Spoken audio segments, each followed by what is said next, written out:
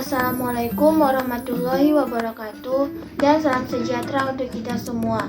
Saya Yunita Fitriani Harahap, NIM 2106112275. Di sini saya akan menjawab soal ujian tengah semester mata kuliah Pendidikan Pancasila. Dosen pengampunya yaitu Bapak Nurdiansyah MPD.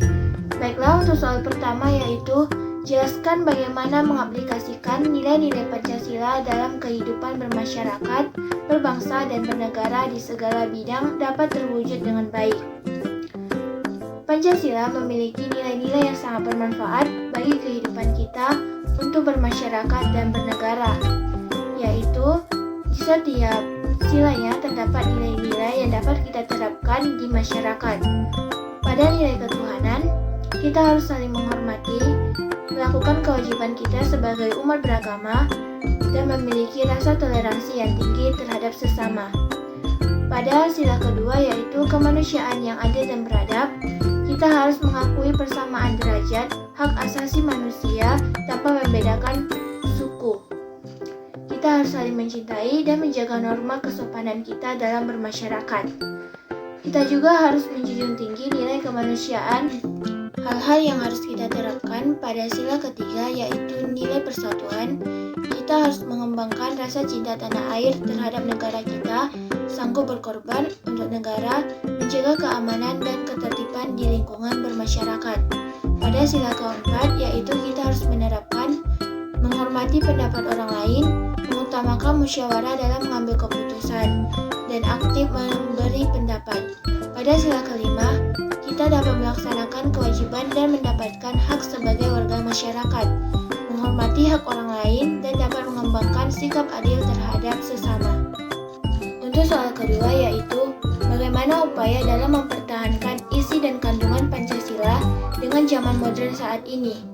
Kita harus memiliki sikap cinta tanah air dan rela berkorban.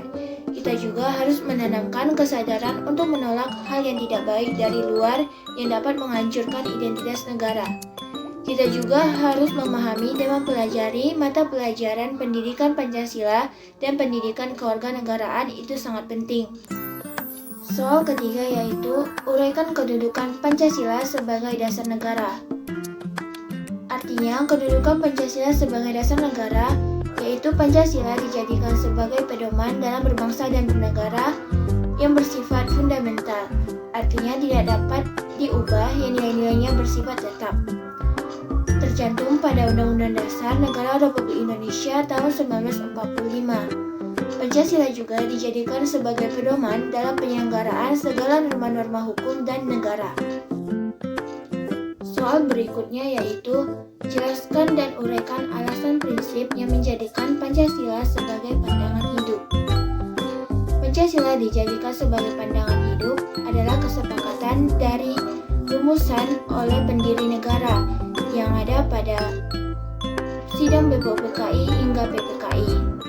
Pancasila mengatur kehidupan dalam berbangsa dan bernegara dan mengatur keamanan dan ketertiban masyarakat, yang dimana di Pancasila juga terdapat nilai-nilai yang sangat bermanfaat bagi kehidupan kita, seperti nilai ketuhanan, nilai kemanusiaan, nilai persatuan, nilai kerakyatan, dan nilai keadilan.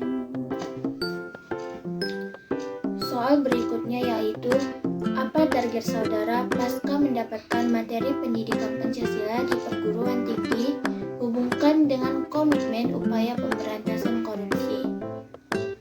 Target saya setelah mendapatkan materi pendidikan Pancasila di perguruan tinggi ini, saya ingin menjadi mahasiswa yang dapat menerapkan nilai-nilai Pancasila di kehidupan saya di lingkungan bermasyarakat dan bernegara. Dan saya juga ingin menjadi mahasiswi yang aktif dalam berbangsa dan bernegara dalam mengemukakan pendapat saya.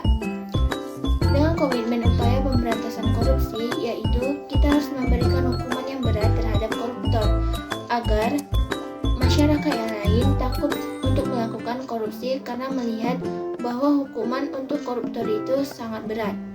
Yang kedua yaitu kita harus menjadi pemimpin yang berintegritas sebagai contoh yang baik. Kita harus memiliki moral yang baik dan pendidikan moral yang baik dari sejak dini hingga sekarang. Dan kita juga perlu memberikan sosialisasi atau webinar terhadap masyarakat dan generasi muda betapa pentingnya untuk memiliki pendidikan moral untuk menjauhi korupsi atau menjadi seorang koruptor. Kasus mengenai demokrasi baru-baru ini terjadi tentang Fathia dan Haris Azhar dinilai ancaman serius terhadap demokrasi. Kasus ini mengenai fitnah dan pencemaran nama baik. Pada kasus ini kita melihat bahwa hukum yang selalu tajam ke bawah dan tumpul ke atas. Di sini juga mengenai tentang hak asasi manusia. Kita harus menghormati hak setiap manusia dan menjunjung tinggi hak kemanusiaan di Indonesia agar terjadinya kesejahteraan dan kenyamanan dalam bermasyarakat. Kita tidak boleh melakukan kejahatan yang dapat merugikan orang lain dan merugikan lingkungan kita.